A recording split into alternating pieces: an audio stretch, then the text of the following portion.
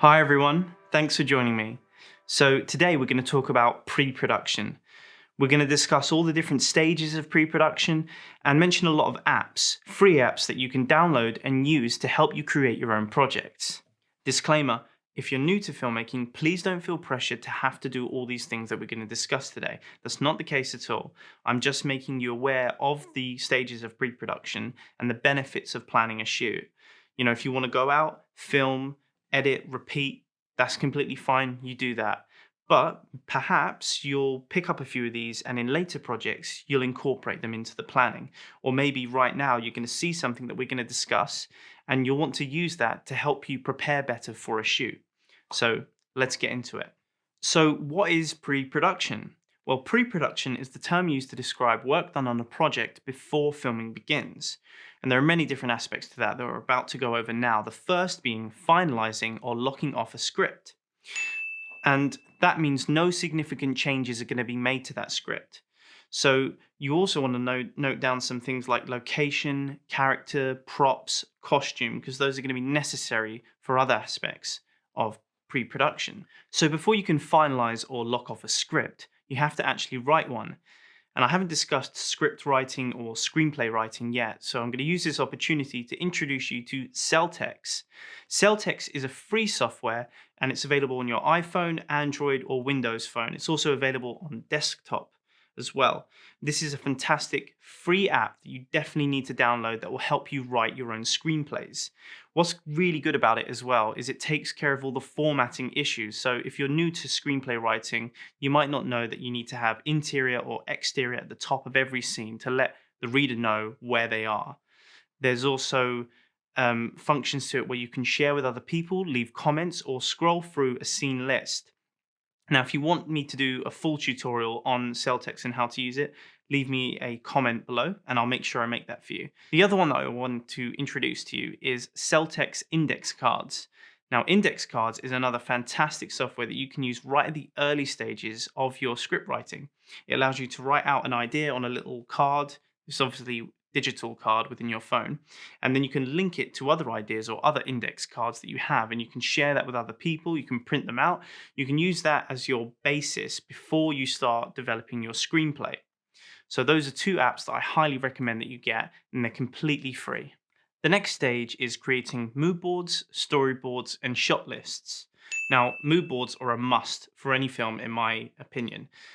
What they're great for is creating a kind of collage of what you want the film to be. It's a visual representation of your inspiration, of a color palette that you want to use, of images, music, all these different things that inspire you that you want to include in the film.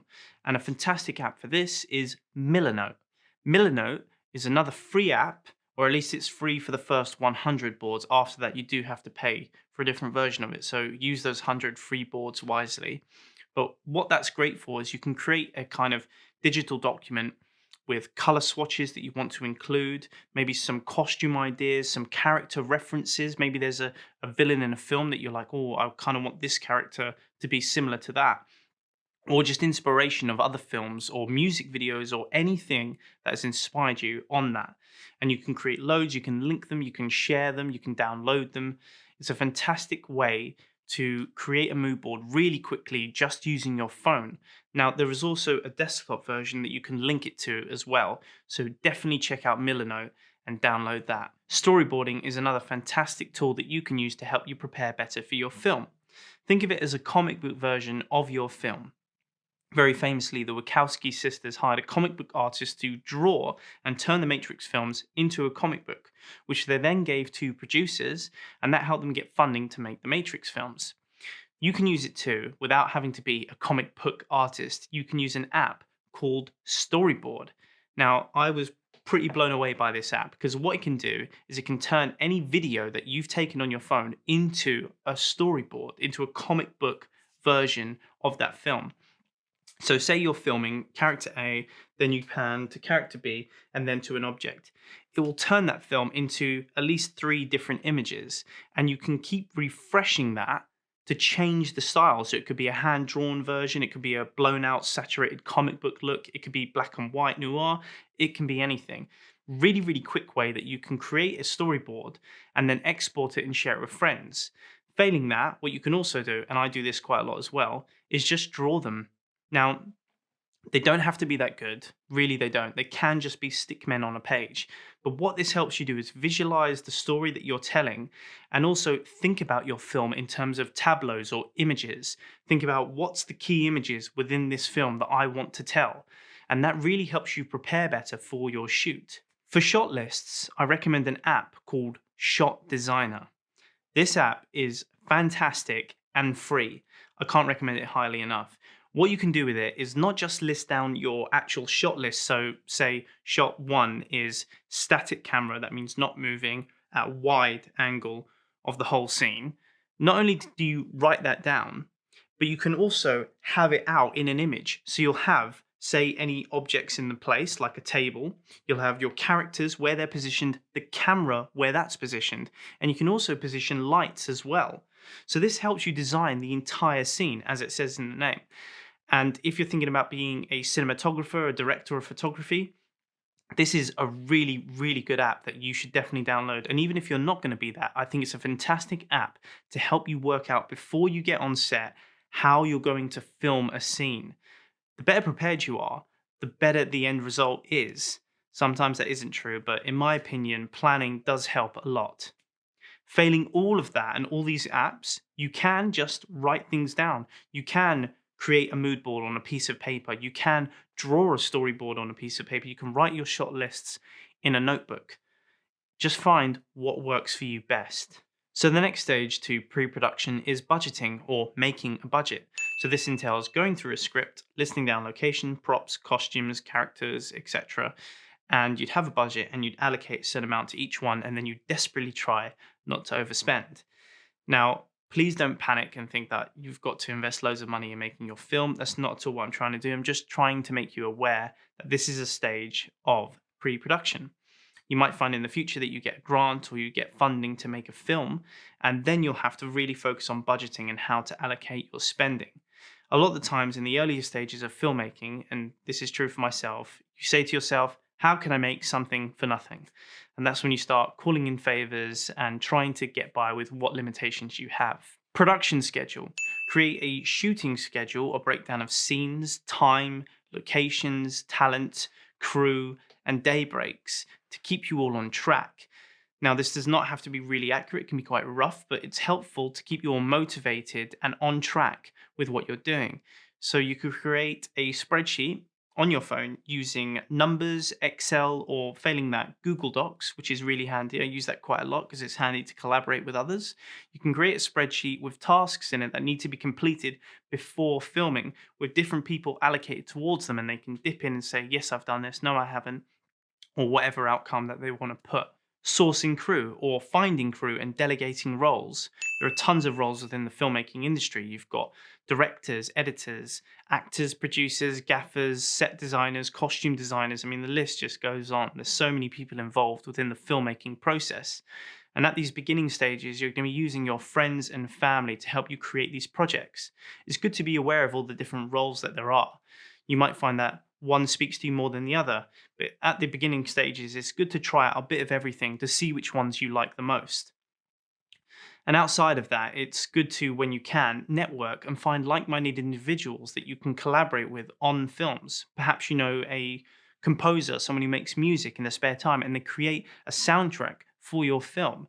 And maybe you help them out by making a promotional video about their services. It's good to network and find people that you can collaborate with on any future projects. Scouting and securing locations. So a location scout is someone who goes out into the real world and finds relevant locations that match those within the script, storyboard, and director's notes or vision if they have that.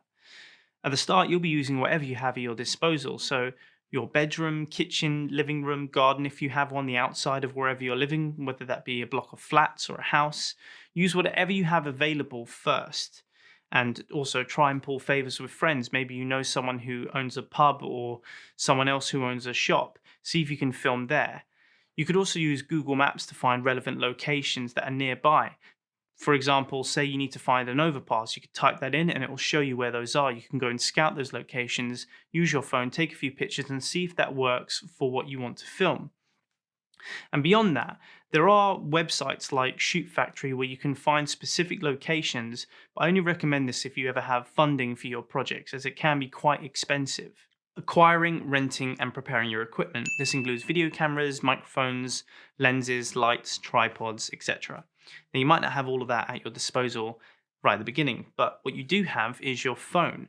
And it's good to list down what your phone can and can't do. A general rule of thumb is that they're not very good at shooting in low lit or dark scenarios. They're better at daytime scenarios. Also, a lot of phones have good slow motion capabilities. So write that into your script, factor it into your list of shots that you're going to get and where you're going to film them. Now, if you are lucky enough to have a little bit of funding, I recommend you downloading the app Fat Llama. This is a great app where you can rent from independent people rather than rental companies, so you save a lot of money. Say you're filming something and it's set in the 80s and you want to achieve that vintage feel. You could rent a 1980s lens from there. Or say you want to film a slow motion shot that's really stabilized. You're going to need a gimbal for that. You can rent a gimbal on Fat Llama for about £15, so you don't need a lot of money. And it's good to kind of think about maybe a specific effect or style that you want to achieve and what it would cost to get that. One more thing is renting is a great way to practice with equipment before buying it. So if you are thinking about buying something but you're not sure, why not try renting it for a day and just seeing how it is? It's not going to cost you a massive amount of money, and it's a good way to be sure that this is the right investment for you. Permits and insurance. For some places, you're going to need to acquire a permit to film there and get public liability insurance. Now, this isn't the case for everywhere. A lot of the times you can get away with filming in public and it's not an issue. But the first short film that I ever did, I had to get a permit to film in a park because it turned out that that park was a royal park. And I also had to get public liability insurance for that shoot as well. Now, it wasn't too difficult. I just approached the council, sent them an email about it. After they saw the script, they granted me permission. I paid a certain amount, and then I got public liability insurance as well. So it was all covered and all fine. However, there are other occasions that are a bit more blurred, and I've got something here from the police about where you can and can't film. There will be places when you have access as a member of public, but you will have to ask permission or maybe prevent it altogether. These could include stately homes, museums, churches, shopping malls, railway stations, and council/government buildings. You need to check the situation out on a case-by-case basis. Now, as that kind of says, there are places that you can and can't film. For the most part, there'll be a lot of places that you can film, and I don't want to worry you, but it's just something that you need to factor in. You obviously can't just rock up to Westfields and start filming there. You'd need to get permission for something like that first. Casting the talent. On a big production film, you'd have something called a casting director, whose job it is to find, source, and audition suitable talent for the characters within the film. They take a short list of people that they think are appropriate and show them to the producers and director, and then they choose the right people to play the parts from there. With a slightly lower budget film, it will be done between the directors and producers, and with a no budget film, you'll be picking your friends, family, or anyone that you can find to help you play those roles. So amongst yourselves, when you're making films, think about who can play what roles, maybe even factor that into your writing. Say, we've got 3 guys, 2 girls, this person's really tall, this person's really short. Maybe that's factored into the characters that you're writing within the screenplay. Rehearsing and practicing. Prior to filming, actors will learn their lines and rehearse. They might also do this with directors. But as well as that, test shoots are a really useful way to practice camera movement before shooting even occurs. This is useful if you've got a particular tricky shot that you're not sure how to pull off, or you're going to try an effect that you've never used before. A lot of people use this to help them before they actually have to shoot, and it ensures that you're using your time on the day wisely, not running over time, and it gives you the opportunity to see if maybe an effect that you want to do is even possible in the first place. Call sheets. Call sheets are one of the last things that you'll be doing in pre-production. Sometimes they'll be given the day before or maybe a week in advance.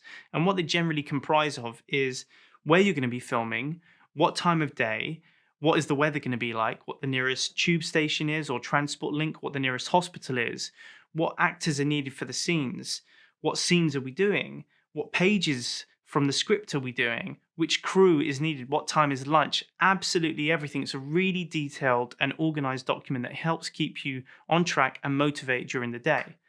And you can use this to your advantage. Without one, you could possibly forget to do a certain shot or forget to film an entire scene altogether. It's a really useful way to keep you on track, and I strongly recommend them at any level of filmmaking. They're a must. And that's pretty much it. Now, please don't feel overwhelmed by all these different things that I've listed. You don't have to do them. No one's forcing you to. You can just pick and choose what you want to use and when you want to use them. If you just want to go out there, film, edit, repeat, that's completely cool. Otherwise, maybe you think, do you know what, I'm going to use some of these in my filmmaking process. I actually want to do this scene where there's like 15 people, I'm using all my friends. It's just going to be so difficult to manage them. Maybe you produce a call sheet beforehand so that way everyone knows where to go, what time to be there, and what scenes you're doing and when. Or maybe you're going to do a really tricky camera shot. You're not sure if you can pull it off, so you'll practice that beforehand. These are just to help you make better films and feel confident doing so. But that's it for now. Make sure you check out the next videos on filming with your phone and editing with your phone. See you next time.